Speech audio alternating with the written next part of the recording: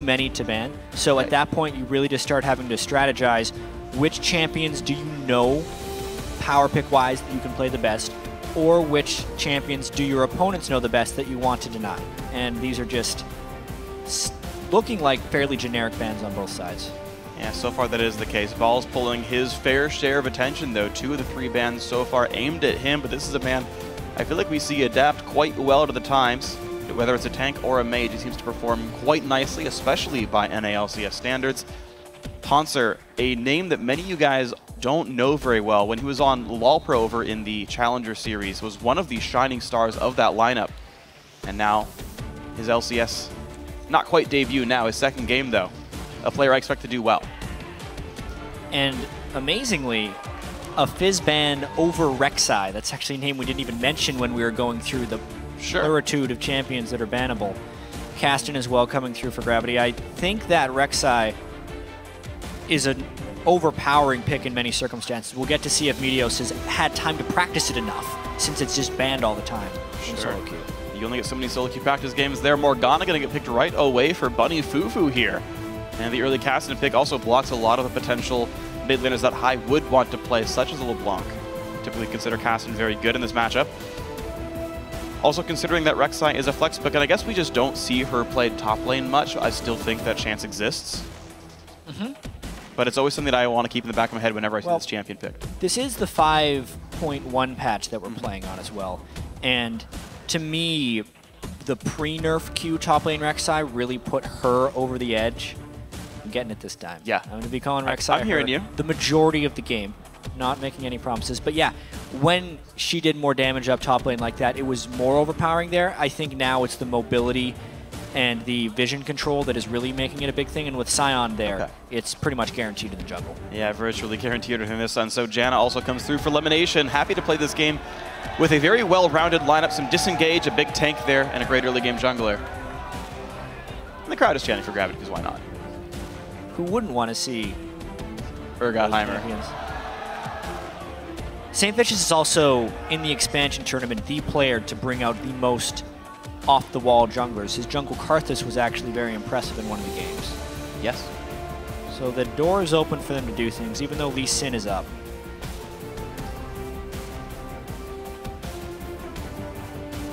They're taking their time with this for sure. Yeah, and Hauntzer also knows he's facing a Sion top. They could leave the rest of their lane matchups as blind picks. But looks like they're right away going to show off what they're playing here in the rest of their matchups. It seems like they're just going to really wait on Hauntzer's pick because maybe they flex that Kassadin up there. Saint will play Vi and Cop will play Corki. Probably his best champion. Yeah, Cop getting Corki this late into the draft is quite solid considering that Sivir is already banned away. That's typically what people have been playing against Corki, is the Sivir for the spell shield on the Phosphorus Bomb as well as the teamfight utility. It'll leave Snicky to pick something else. And to talk to your Kassadin point a little bit, I actually almost default to thinking it's going top lane. Yeah, at this point. I see so many top lane Kassadins really do well. Ooh, well, Sneaky's going to be well protected in this lineup. And maybe Kassadin's going to be a big threat there. And also a Black Shielded Vi being very hard to peel. I just kind of thought about that. Gravity might have had a really good read that Cloud9 needed some kind of high damage carry up there. And they've got potential for this one. Yeah, it's going to be an interesting little back and forth here since Orianna and Janna plus a front line of Sion Rek'Sai is a really hard AD carry to get to. Yes. And even though, yeah, Vi and Kassadin can guarantee you get to them, with the shielding that can come out, I don't know if it's enough to actually kill it. That's a fair point. I kind of like that amount of protection Cloud9 threw into the last few picks. And Gravity, if they do this Zed, is just going all in on actually killing the Kog'Maw. Yep. Well, Cop, thankfully for himself, he's on Corki because he's got no protection almost at all for himself. Gravity have a lot of ways of going in, and we'll see if Cloud9 can make them go back out. Really like it. Yeah. This creates a very tense level of power between the two teams because if Gravity can actually get a little bit ahead and Cloud9 is unable to shield their carry, it'll swing completely in Gravity's direction. But I feel like as soon as Cloud9 gets a little bit ahead, they would just be able to steamroll since Gravity is really relying on assassination here. They're very short range. There's very weak wave clear here with Zed and Corki trying kind of mediocrely to kill off minion waves if the pushes do happen to start here. Cloud9, great defensive tools on their own. So yeah, I think a difficult battle for Gravity. They have that one trigger that they can pull. And how in the world is Corki going to shred through Rek'Sai Sion? Nope. I know he can do some decent stuff, but he's like a poke, magic damage-y, split damage AD carry that AoEs. You're not getting any of that stuff past a monster Sion. Yeah, from what I hear from the other pro AD carries, they do tend to say Corki does more damage than you think late game. The true damage passive actually, I think, very underrated in the champion. You just have guaranteed damage output against a champion like Sion with a Frozen Heart and a Thorn Mail. But yes, Trinity Force users a bit lower on the DPS scale. Sorc Shoes users lower on the DPS scale. I do agree with you that the front line's going to be a bit tanky here. I think Charlie, in my opinion, came out on the winning side of that pick and ban phase, but yeah, I tend to agree the game with you. Besides that, for sure. Well, we're going to be checking in throughout the game to see who you think is going to come out on top. Tweet your real-time reactions to @LOLesports. Use the hashtag C9win or hashtag GVWin to let us know who you think is going to win this game. And we'll see if the picks and bans determine all of it. Likely not, of course. Every time we show this crowd shot, I just see Reginald cheering in full view of everything. It's going to happen all season. He's even the backdrop of like half our interviews. It's great. Reggie's always featuring in every side stage interview. Reginald is omnipresent in the North American LCS. He's certainly one of the players with the biggest impact overall. I think it's fitting. Meteos defensive ward. They would have seen that it got warded. Ooh, they got it too. So Gravity get to be once again in the darkness. And they're going to be able to get pretty good ward coverage over the Western jungle. Keane able to watch for invades on his own right. Yeah, it looks like Gravity's scouting the lane swap. Cloud9 had such a great lane swap open against TSM.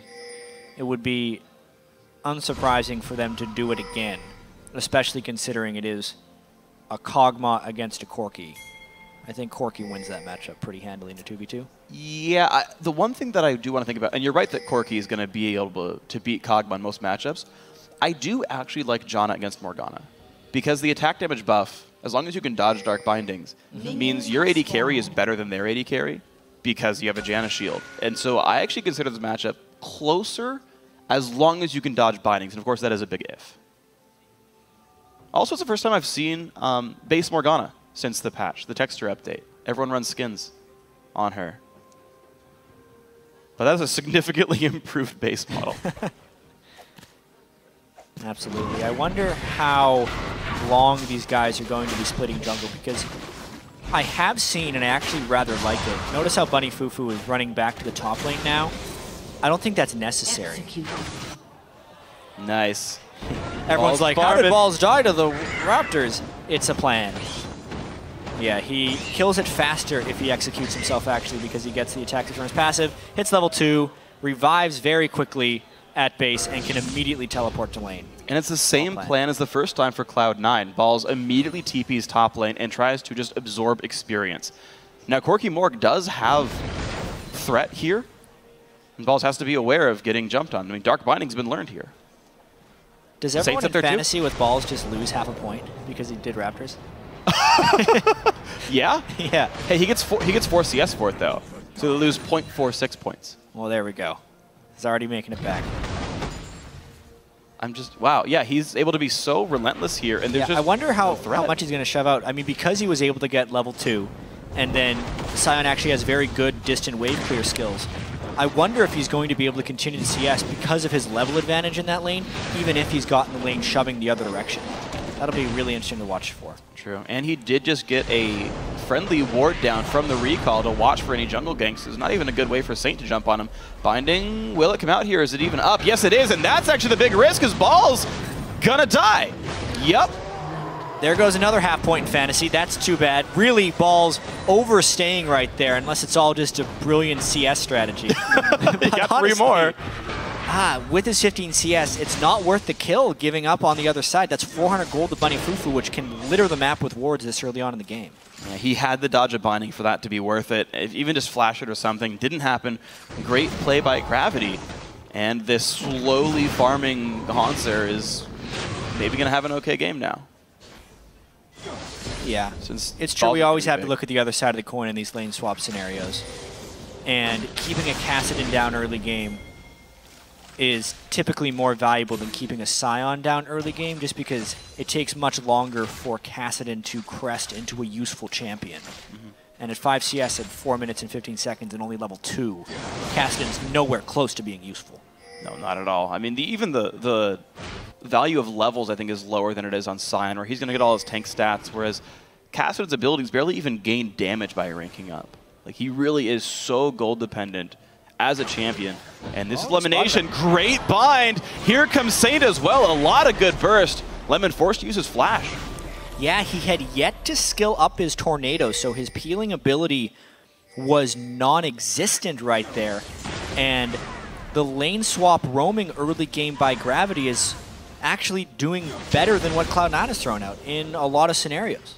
What's impressive, though, is despite getting a 600 gold first blood, the game is only less than 100 gold apart. So the farming for Cloud9 is making up for that death. Meteos spots Bunny FuFuu. That's an easy knockup, and uh-oh, Morgana's got to be real careful. Gonna flash the wall. Now Haunt's forced to run away, too. Trying to keep that support away from Hauntzer as much as possible. You can definitely see the focus early game on Cloud9 right now is on keeping Hauntzer out of the game. And on balls, just being very aggressive with his CS. He is not backing down, especially now that he knows Morgana is gone. So he bullies Cop right out of that lane with that minion harass, or the scream harass that he has. Yeah, seriously, just shouts at minions, and it does a lot of damage to people behind it. And with Meteos actually tilting that bottom lane that should have been a fair 2-on-2, since top lane should be a fair 1-on-1, makes it even easier for the Freeze to continue against Hauntzer. 7 CS now. He's practically got less than the supports. Not a great start to Gravity. Cloud9's, by the way, winning by 300 gold now, despite being down a kill. I mean, this is one of the reasons they continue to force lane swaps. Even in the North American playoffs, they were lane swapping frequently when almost nobody else was. And they continue here. Despite giving up first blood, they have again accrued a 400 gold advantage. Now the turret a bit under fire. Hauntzer taking poke as well. And of course, Morg can't stop any of this. If you're behind a minion line, Morgana's not going to push you out of lane in any way whatsoever. Meteos taking up the water hamster. A little bit of vision for the top lane. He had fantastic river control early on in the other games as well against TSM. He's really focusing those scuttle crabs early on in the game. It's worth it.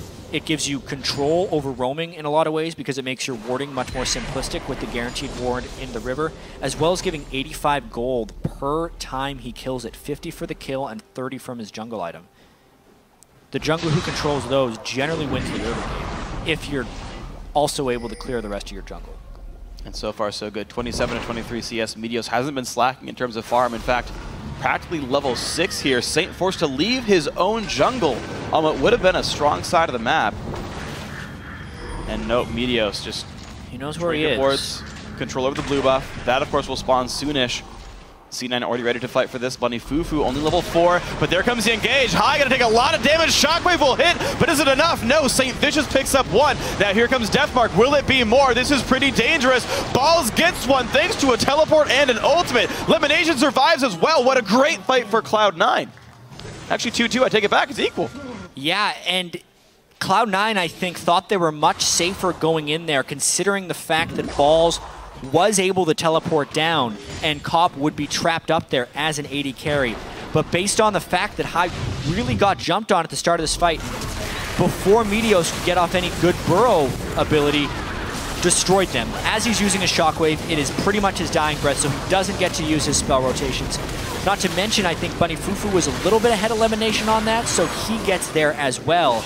And they salvage 2 kills out of getting caught in the jungle there. Yeah, but of course, what you didn't see in that fight was the fact that Cop was top lane, farming up, knocking down that top turret quite a bit, and he's going to have most of his sheen because of that recall. And again, they went 2-2 in a 4v5. That's not bad for Gravity at all. It's definitely a big improvement over what happened to Gravity yesterday against Winterfox, where Keane was ganked relentlessly by supports and junglers again and again. Now, not to say Keane's performance was great in the laning phase. One thing we weren't able to talk about during that lane swap and the gold lead that Cloud9 had been able to get was that High was out farming Keane by a pretty good clip. That's actually equalized now because Keane was able to pick up that kill during the skirmish in the jungle. And now, since Hai is yet to itemize any armor, Keane can start asserting a little bit of dominance in that lane. Yeah, Cutlass done. No major defensive items at all for Hai. Just some ability power that makes his shield better. Not exactly a big boost. Meteos so far has saved the Rek'Sai ulti. Not to get around the jungle too fast, but maybe he will find a gank on that champion. Both blue buffs have been transferred successfully. And so far we stay in a holding pattern as the lanes go back to their generally expected allotted champions. And now we have to track how Hauntzer's able to farm against Balls' Sion. Kassadin is pretty good at CSing under turret. It'll be a matter of whether or not Balls can get harassed down beforehand. As we mentioned yesterday, those Rek'Sai screams are some of the most anticlimactic things in League of Legends. At least Sion misses or hits something and it's exciting either way. Rek'Sai just shows up and goes, all right, Raptors, let's go. Time to farm. Speaking of which, I actually think Meteos is going to be looking for some engagement shortly. He did the classic Rangers Trailblazer while he's farming, and then when it became time to upgrade to his Warrior Enchantment, he's gone with the Chilling Smite option. And that is the item for Rek'Sai, as it allows him to close the distance and get the knock up with ease. That's going to be a good thing for Meteos then. Got plenty of rage. Going to be able to fight quite nicely here. Despite being 0-1, I think life goes okay. And of course you can see that Cloud9 intended for all these lane matchups to exist. You notice that Balls' first item pickup was in fact Spectre's Cowl, expected to be fighting Kassadin, not a Zed, not a Corki. No. That actually fell right into Cloud9's hands, by the way. Knew it would swap back eventually, and also because Dragon will become an objective that Gravity wasn't going to want Corki up there forever, otherwise they would basically just have to forfeit those things based on the teleport advantage. So a smart item choice there, but the question will be now how well they can capitalize on this, you know? We saw yesterday when Meteos was spending that time top lane, mid lane started losing, and they weren't able to get much done. The classic synergy between Meteos and Balls was kind of non-existent yesterday, and even though they swept this ward, they still know Meteos is in the brush because there's another one there that they're not accounting for. Exactly, and Saints kept himself on the top side of the map, knows he hasn't been spotted himself because he's got the Raptor buff on him, so no wards have spotted this Vi. However, Cloud9 get cold feet. They see, hey, upper jungle's cleared. Saint was here recently. They get some wards down, that's nice, but otherwise that just stalls out. Definitely a subdued game. It's interesting in the fact that Cloud9 seems to have been playing the lanes better, but Gravity is capitalizing on more of the small advantages that Cloud9 is presenting, or basically punishing Cloud9 for some of their over-aggressive moves. Balls in the top lane, and honestly, even though Cloud9 could have had an advantage in the jungle fight that Hai perished in, they were not properly grouped to display that type of aggression. Yeah, the fact that Gravity, I do just want to call back to the fight because it was so good, immediately, without hesitation, went in. You had a flash Vault Breaker for Saintvicious. The Zed came in right away. The binding was there. They just jumped on the first guy they saw in the invade. Gravity definitely not looking shaken from the first day's loss. And it's somewhat to be expected. There are a fair number of veterans on this team, Cop and Saintvicious, as the leaders of this team. Yeah, nothing's happening. Just some Krugs. But honestly, this point in the game is when Gravity is going to have to get some farm onto their assassins. The gank from Saintvicious needs to work. I think he should probably be working on Keane the most, try and combo a kill onto Hai if they can get there without being counter-ganked. That's the fear, because Rek'Sai is so good at counter-ganking. I don't think Sion's a gankable lane for them right now. And if the game continues at this clip, it does seem like the protection that Cloud9 can offer Sneaky's Kog'Maw will kind of grant them an ultimate victory. So it's not Cloud9 that needs to be pressing here. That's one thing to watch then is Gravity. Can they keep the aggression going? Hai so far feeling safe despite being in the face of a couple of wards, but he's got teammates to make sure nothing bad happens to him. Though Gravity holds control of vision over Dragon, that might not mean much. Cop loses the recall. Cloud9 really happy just to toy with these guys and make these fairly slow, minorly safe, aggressive plays. Yeah. 400 gold lead for them despite being down a kill. Again, I have to just stress that there's literally 1,000 gold lead from the laning phase. That Cloud9 created. Yeah. I wonder if they'll turn their eyes towards Dragon Control, or they're willing to just kind of ignore it and wait for the other guys to do it. Yesterday we ended up seeing a pretty big difference in strategy. Some teams not able to go for Dragon, other teams heavily prioritizing it. Yeah. And I've actually kind of been waiting for two teams with the same mindset on Dragon, that they only want to take it if it's free or if the other team is taking it as a counter, to meet against each other, because then no one's actually going to be doing Dragon until about 20 minutes, since they both just rather counter. There's that mid lane game. There's a hard engage, a lot of ultis burned, shotgun comes in, but it is not going to be enough. Saintvicious gets the kill despite a death mark. Balls shows up, Saint can just hop the wall though, does so safely. Meteos also forced to retreat. Ball's not going to die here, but you said get some kills on Assassins. There's the start. And they burned everything. They brought the house at high right there. Flash on Saint, flash on Keane, and they are able to close down the kill, meaning next time there will be no flashes all around the park. So they should be able to do that again as soon as ultimate cooldowns are back. 3 flashes, 2 ults for that one. The flash is going to be 5 minutes away, but hey, 1 kill at a time, maybe that's fine if Cloud9 refuses to play aggressively and make you pay for those cooldowns. Balls is going to stay and actually roam himself towards the bot lane, interestingly enough, because they've sent Sneaky top to, I presume, continue bowling Kassadin. It's interesting. That's going to really hurt their Dragon Control. But as I was mentioning beforehand, they're not necessarily caring about the Dragon that much. And yeah, the turret pressure could be the critical thing. One thing that can stop Saintvicious and Keane from returning to that mid lane gank would be if they can kill the outer turrets and get some deep wards inside the Gravity jungle with safety. They already have that one on the side that Saint was just there. You can see Rek'Sai and Janna over on the other side getting that vision control, doing their best to protect the mid lane. Well, you had mentioned the bottom lane matchup at the beginning of the game, and I know Kobe and I talked briefly about Sneaky and Lemon, how Lemon a very underrated support, in this duo lane one of the scariest. These guys, despite being on late game champions, a comp you typically want to wait for the late game for, have by themselves primarily taken down 2 turrets. The bot lane in a 2-on-2 matchup that they now have won, the top lane from the rotation. They don't care about this Dragon that Gravity are so keenly looking for. Yeah, well basically because Gravity was not able to track the move up into the top lane, this was one of those gifted dragons that Gravity is just going to take. I don't think that was a prioritized dragon by Gravity for any means, but it's going to be nice to get that 6% attack damage and ability power, more so when they get a few more items. Yeah, I think Keane's already going to have a good amount of help from that one. He builds a good enough amount of attack damage, and Zed does scale quite nicely on the stat. But you're right, as time goes on, that first dragon is worth a large bit more. And actually Saint, and this was actually a nice aggressive tunnel usage. Saint's getting jumped on. He's gonna go down. The flash on Burrow misses for Meteos, but who cares? That is Saint getting killed. Well, it's gonna be a continued fight because they're collapsing. Good shocker though. Hauntzer forced to flash away himself. 1 hit from dead. He goes down. Nicely done. Sneaky on a double kill. And is Gravity really going to stay? Keane wants to, pokes him down. Ults on the eye, who's got no mana. Buddy FuFuu claims the kill secure. Keane still on the chase, some nice rockets, but Keane, 1 hit away, just limps out. Sneaky is ignited. Rockets still firing in. Gravity are certainly not done, but Meteos is going to try to turn this one around. Is it enough, though? The puddle. Buddy FuFuu has got 3 kills this game and is a bit aggressive here. He binds Sneaky, but the living artillery forced them back away. This is a hectic fight. What a battle those guys had on the side. By the end of it, Saints all the way on the other side of the map after respawning.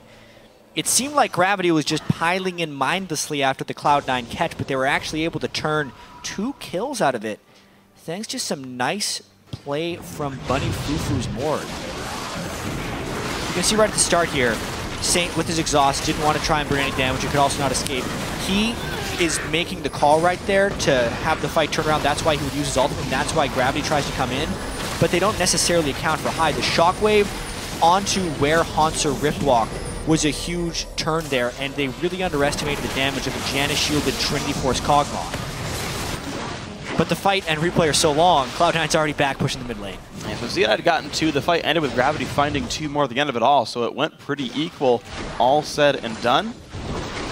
But of course, when you've got 2 turrets and you've been outfarming all of your lanes, not to mention the ADCS lead top specifically, Cloud9's ahead here. The Kog'Maw's going to push down this mid turret. 20 minutes in, the outer ring has already gone down. And take what you will out of Balls dying once in the top lane early on in the game, and the failed invade between Hai's Orianna. The lane swap worked. It worked wonders for Cloud9 because of that monstrous discrepancy in Balls' CS and Hauntzer's CS. The Kassadin is required for the Gravity team comp to work. Yeah. They need Kassadin, Zed, and Vi all to be serviceable in order to shut down Sneaky. And the fact that Hauntzer is not even close means those 2 kills from Sneaky may turn out to be insurmountable as far as Gravity coming back in this game. Yeah, and honestly, keep in mind, there is so much scaling available. Not just because it's traditionally Kog'Maw, that's how the champion works. LemonNation's got a Magize, is likely not to die very much this game. That's going to be some more power, some bigger shields, some more heals that can't be pushed through. And we don't talk about it much, Sion's an infinite scaling champion. He's getting a lot of farm up there on the champion, the highest in the game, gets bonus health every time something dies. And will both be unkillable. They're going to try. They get some damage on a Sneaky. Meteos gets away a bit, but Sneaky very, very low. Shockwave catches something. Bunny FuFuu really going in for this one. 1 kill picked up. Sneaky's going to be the second one. Wow, the assassins are working. Keane gets high as well. Everybody is dying. It's really only Balls left at the cost of 2 kills. Super worth it for Gravity. Unbelievable that Gravity was able to get a continual flank. I mean, that's why they were picking so many divers. It was going to be that push and pull between the protection and the assassination, and this time the assassination gets a royal flush and they just destroy whatever Cloud9 had right there. I can't wait to see that fight again, but they are pushing their advantage off of those 4 kills. Will they get turret number 2 for this one? Trinity Force BF Sword Corki is going to be a lot of damage. Zed with a Blade of the Rune King, enough attack speed to make it even more. And yes, 2 turrets answered back. Gravity have equalized the turret score and equalized the goal. Let's take another look at this one. I mean, he doesn't even land the binding, but because Saintvicious got his Q onto Sneaky and then the lockdown, they just couldn't work around the field. The shockwave from Hai, completely lackluster. That was needed to stop them down. And Balls was not there as a front line, so the Assassins could actually come clean through. Even with all the flanks warded, because Sneaky was a little bit too far forward, they were able to get that fight. Wow. This is a big blunder by Gravity, though. We've seen this before. Cloud9 sneaking a very early Baron, of course. 5.1 the patch we're on here. Barons don't last too long. Everyone on Gravity is bot lane. No one guessed that was going to happen. You have to wonder why. Yes, there was some lacking ward control. Dragon is not even up. We're 22 minutes into the game here. And Cloud9 is able to get a Baron to bounce back after that fight. The gold they just got from that pushes them slightly ahead of Gravity. And they're going to be able to recall really quickly and try and make it back for this Dragon.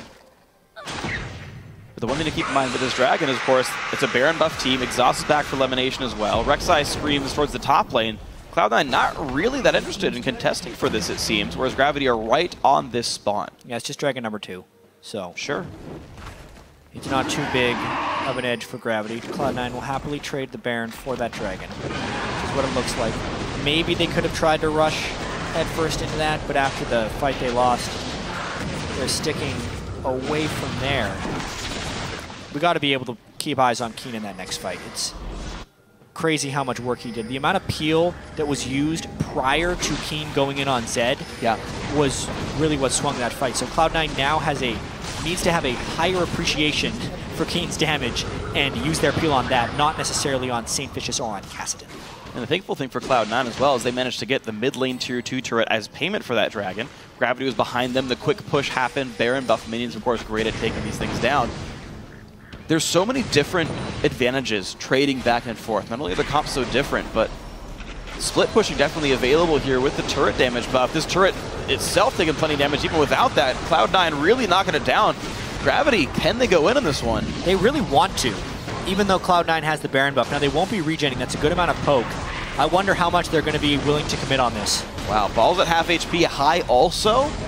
You just lost the last fight. Unless you really think just exhaust and elimination is the difference you needed to make this fight work, this is a risk for Cloud9 to stay out this far. I think they realized that. Yeah. They backed away. Pretty good hold there by Gravity. Cop able to clear the waves. Yeah, so one thing I do think might matter here, and I think it's because of how the comps interact.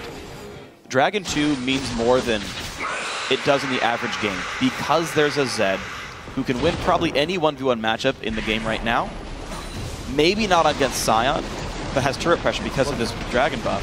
Not going to be until Baron is done for, because unless they're grouped up as 5, their entire base will go down. Yeah. They're really looking to set up a flank here that is Gravity.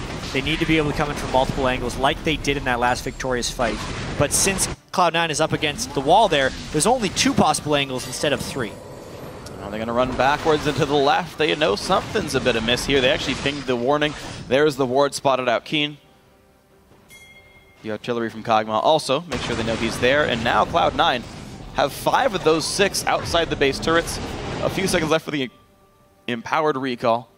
And Cloud9 have managed to capitalize really well off that Baron buff.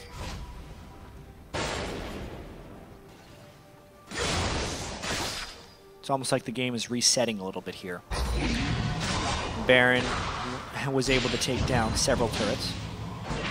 Gravity still sitting on their inhibitor turrets and an outer one on the bottom side. And we've seen a little bit of everything here. Gravity winning the majority of the fights, but only if they can get flank position. And only if High misses a shockwave. I think the next fight will place an even greater importance on the mid laners here. Whether or not High can put down a greater zone of protection with Orianna, or if the exhaust can shut down Keane, or if Cloud9 can just straight up heal him because he's a big threat now. There they go. They forced the flash away. Ulti's not as in. clean. Exhaust used on Saintvicious, but it does not seem to matter. He goes down right away. Here comes Zed. High takes a bunch of damage, already gone. Buddy FuFuu, 2-man stun. The follow-through is there. Down goes Sneaky. Meteos the target. He's going to drop as well, but the cleanup from Balls might be just enough. Hauntzer forced away. Cop chasing for LemonNation. That will be actually another kill. It's a 4-for-2. Gravity winning again. Their dive is so relentless onto Cloud9 right now. That was not even a clean initiation by Gravity, and they still take another fight. 4-for-2. That is so worrisome for Cloud9. I think there's a big fault as well, exhausting Vi instead of a Zed. Yeah, absolutely. So right here, Saintvicious does not even land his Power Fist, gets almost no damage onto Sneaky. The exhaust didn't matter that much, and they kill him right away. But even the Janna ultimate was used prior to the initiation, far too soon. Gravity is relentless. Unless you peel the right initiation, it will not work. It meant Bunny could get in for the ultimate stun, it meant Keane could fly in, it meant Hauntzer could fly in. The peel was just used at the wrong time for Cloud9 in watching that fight again. And High actually died so fast he couldn't even shockwave barely. It was about a quarter second from it going off, got one shot by Keane on the Zed there. Man, if he were exhausted instead, that shockwave would have happened. So many ifs, of course, but not the case. So the relentlessness from Gravity is paying off. Kudos to them. And of course, Sneaky can't play any more defensively, really. It's still a hyper close game, though. If Sneaky is able to get protected, and his damage is just going to keep getting higher. He's actually not doing an absurd amount of damage yet. He's not full Kog'Maw. And High may have a good fight yet. There was a really nice play by Keane in that last fight, basically going for High when everyone was expecting the focus to be going down onto Sneaky and taking him out of the fight. Cloud9's got to keep up the pressure, though. All right, 6th turret goes down. Cloud9 not flinching from these losses. Zhonya's Hourglass now done on High as well, means now they can focus their attention on Sneaky, because High will not die to a death marker if he plays his cards right. Saintvicious spotted on the wings. His ulti's back up. In fact, every ultimate is available for Gravity. Cloud9, same situation, though. Dragon up in 30 seconds. Cloud9 so far controlling the area. Oof, it'd be a nice boost in damage if they did get it. Those 2 ults and an auto, I think, to take Keane to half health. Yep. That's Triforce Kog'Maw for you. It's going to do about that much damage. Speaking of that second dragon buff, giving more damage to turrets. Yeah. Hauntzer was able to do that split push, not only on the Zed, but on the Kassadin. Yes. An even safer split pusher, just not as threatening for speed.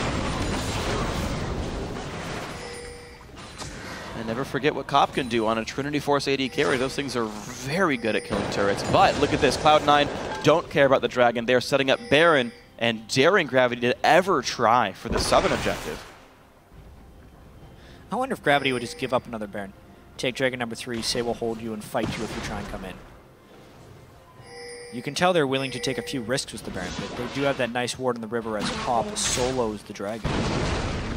Very nice. And that's Dragon number 3. More mobility. They can fall into these fights sooner. They're now 12 minutes away from Dragon 5. If that does become the case, Cloud9 can't give that up forever.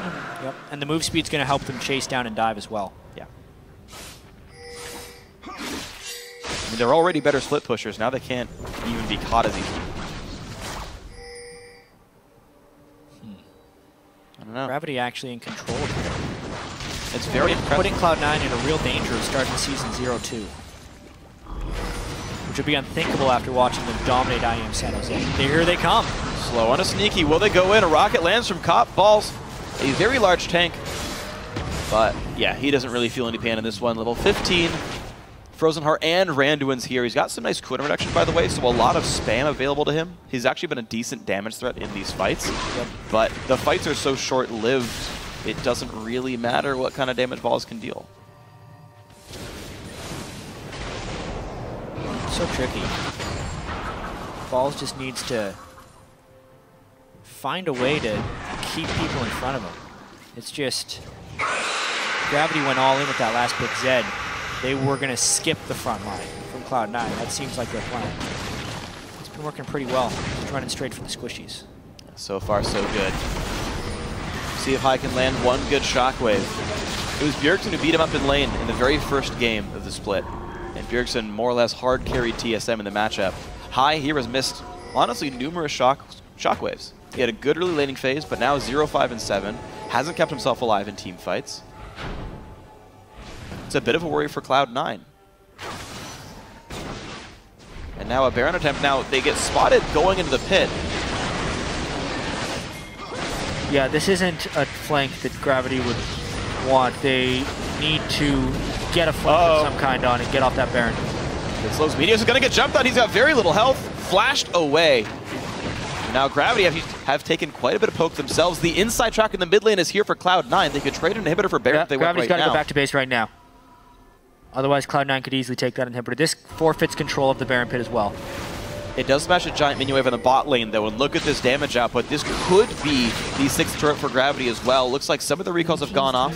They will defend the base. Bot lane turret does go down as well. So, hey, Gravity got themselves a slow push bot lane, made C9 stick mid, made Balls TP top, got a turret for it.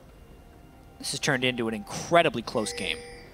3 dragons are the only differentiating factor, really. Even turrets, even gold. Kills are close. Wow. And such great interactions between the team compositions as well. I can't say that enough.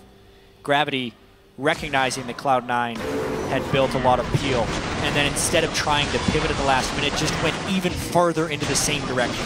Some would say, if you do that, you can dig your own grave, but Gravity has played it properly. They're still in this one, and this Baron is probably theirs. They're going to want to try, though. Baron goes down. It's been picked up. Balls in the front line anyway, though. In comes Bunny, flashes in, looks for High. They're going to break all the shackles, though. Stun on Saintvicious. Now, how will the rest of this fight go? Sneaky, low on mana, not much artillery available. Balls and Meteos on the front line, tanking up plenty.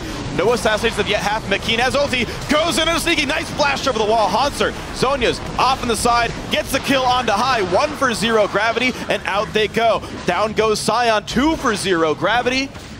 Cloud9 forced to run away. Gravity just seems to be far too mobile for Cloud9 to keep their mitts on. That was as good as Cloud9 is going to get a fight, I think. They had the front line in place, trying to keep as many people back as possible. Zed flash ulted and then got peeled, but the flash away was straight into the midst of a Kassadin, and now with a Baron buff and 2 people dead, Gravity looking to take a big edge. Absolutely massive. Baron buffed up. Inhibitor goes down in the mid lane. 4,000 gold lead in their pockets, and they've got Dragon number 4 only 2 minutes away. What a way to bounce back. I mean, after Gravity got destroyed, steamrolled by WinterFox, a team that is running with 3 substitutes. It goes to show you how anything can happen in the LCS, and anything will happen in the North American LCS if you wait long enough for it. This is quite a performance here by Gravity, and honestly, some definite miscues by Cloud9. I think the early game team fights, the peeling was done improperly, and it's led to fights like this, where basically The initiation is not clean from Gravity. The front line is actually set up by Cloud9. Meteos and Balls are in the right place, zoning out Saintvicious, keeping them back. Morg can't do anything. But then this back line is too far separated from the front line. Hai gets nearly blown up by one combo, finished by the second. All the while, people are trying to protect Sneaky. It just becomes too chaotic and too spread out. The conventional team comp from Cloud9 needs to stick closer together, but the mobility from Gravity and the fedness of Kassadin now, despite that lane swapping, getting to Zhonya's and Rod of Ages plus the Void Staff, it's just too much now. Kassadin has actually been able to achieve a proper level of farm thanks to the team fights going Gravity's way earlier in the game. And it's just impeccable how they've managed to navigate this game. I think their champions individually are more self-sufficient. We talk about their mobility. I talk about the fact that Cop doesn't need peel. He can do it for himself, and there's no way a Sion threatens a Corki ever in the world of League of Legends. And Sneaky's got to be like, well, there's a Zed on one side, a Kassadin on the other, sits in the middle of the fight, lets Hai go down, and Gravity makes the fight so split up. It's amazing to watch them play this. Dragon's up now. This will be number 4. I can't imagine Cloud9 contesting this. Definitely looks that way. They still have the Baron buff and an open front door to Cloud9's base with that inhibitor, which would make the flanking somewhat possible. But I'm very curious as to whether Gravity would be willing to dive on top of one of those inhibitor turrets. The amount of punishment that an assassin would take if Cloud9 can hold strong under these turrets may be enough for a final fight, but Gravity's been very hard to dissuade from initiating in the past. Let's see what happens here. They lose their Baron buff, so it's very hard to siege out. They have very few siege tools, so Corki does really high damage in short bursts, and actually he's not that catchable outside of a flash shockwave like onto Rek'Sai. I think that would actually catch Cop out, but that's kind of the only option I feel they have. And that said, Gravity do not have to play aggressively. In 6 minutes, they get Dragon number 5, and that could be all the siege tools they need. In 4 minutes, Baron respawns. That might be all the siege tools they need. It definitely seems like at this point, they just need to take shots with Bunny FuFuu's Dark Binding. And if one of them lands in 5 minutes, maybe they can get a nice turn. If it doesn't, then they go take Dragon 5. Yep. They'll actually overlap. Dragon 5 and Baron will overlap. At least a little bit. Interesting timing. Also, people on Cloud9 had to peel away to kill super minions, so they're getting as much damage down on these turrets as they can without fully committing. Oh, boy, they took, shield. They took 2/3 of that turret. Doesn't look like Cloud9 is going to be able to hold this. Gravity may not have to wait for Dragon number 5. Not with all these waves. Cloud9 can't keep up with the wave management. Not at all. Very nice by Gravity, splitting up, not getting caught out. The more I look at it, there's not a lot of reliable hard engage by Cloud9. Sion can be dodged away from a black shield. Meteos has to flash on Burrow for a 1 second knockup. And you can just black shield whatever does get caught out here. And while Hai would love to be able to land a shockwave, if he lets the ball leave his side for a second for protection, he's going to die. As we've seen in a few fights, Hauntzer just jumps on top and uses a spell combo, takes 3/4 of his health. Very true. And a very large risk. Cobb with a Bloodthirster shield, able to hit inhibitor turrets whenever he wants. Last patch, that's been able to hit him. Hauntzer blows up Hai, by the way. Speaking that is a of top which, lane kill. Yep. How did that happen? The two of them showed up. Hai didn't see it coming. Zhonya's wasn't even used in that, though. Hai having a very rough game. There's a second inhibitor going down. The bot lane still being sieged safely. Completely Gravity's game to lose at this point. And then some. 2 inhibitors, maybe a third on the way because Hai is gone. And that turret is a few shots from death. This could be a triple inhibitor take by Gravity with ease. Looks like it's going to be Cloud9 seeding that and letting Gravity take that third hit. Now the mid one has just respawned, so do Gravity stay for this? Hai's up in 10 seconds. Health bars have been slowly brought down just a little bit. Gravity are going to stay. Cloud9, will they contest? You'd almost hope Cloud9 tries to fight out of desperation, but Gravity never even gives them a chance. Nope. So triple and hit, dead throughout the Baron respawn. About the time Dragon comes back up as well, but this could just quickly be recall to base, buy some items, a Baron if you want, and ride some minions into the base. We'll get to take a look at this high death as well. Yeah. Wow. You're not going to get to Zhonya's there. But once again, the ball was gone for half a second, and he got jumped on by 2 assassins. Hai not performing up to a Cloud9 level these first 2 games of the LCS. Getting pressured heavily by Bjergsen in game 1. And while he did have an early laning phase here, just not many plays on Orianna. Wow. They're going to have to rush this down super fast. Well, they have a play to the room, King Kog'Maw. They have 0 inhibitors. So yes. Even if this Baron just turns into an extended fight, super minions kill their base, and they're caught in the Baron pit. This is going to be ugly. All Gravity need is time. All they need is for the minions to win them the game. Cloud9 jump in on Saint, but he is tanky. Balls gets hit by a Baron. He's lost a lot of armor. Keane's in the back line. Ult's on a sneaky. Nice ulti by LemonNation, but it's not going to be enough. Down goes almost all of Cloud9. There is no way to get out of this one. Sneaky's going to be the 4th casualty. Balls chases whatever down he can, but minions are already in the base. Hauntzer's going to TP in. This is GG. Gravity takes down Cloud9 in shocking fashion, honestly. Cop 5-0-11, Keane 7-2-10 against Ty in the mid lane. What an upset. Cloud9 starts the season off 0-2 in the first week. Gravity bounces back from an crushing defeat in game 1, only to take down Cloud9 in their second one. The fan vote was 92% on Twitter earlier on in the game. I bet you the one online may have even been higher because honestly, Gravity, after their loss to Winterfox yesterday, looked like the worst team in the LCS. And today they showed a high level of coordination. They picked double assassins and a Vi, full dive, against Janna, Orianna, and a strong tank line. Things that don't really seem smart at first glance, but they made it work. I gotta say, these guys picked up a new coach weeks ago. No other support staff. Went for an incredibly ballsy composition where there's no fallback pattern. You've got to be able to just pick fights and win them. They were even down in gold. They were getting pushed in. They lost the lane swap. All of these things that you expect to be inflicted upon you when you face Cloud9. And Gravity did not flinch. 22-8 in kills. I mean, they just stopped dying after a certain point.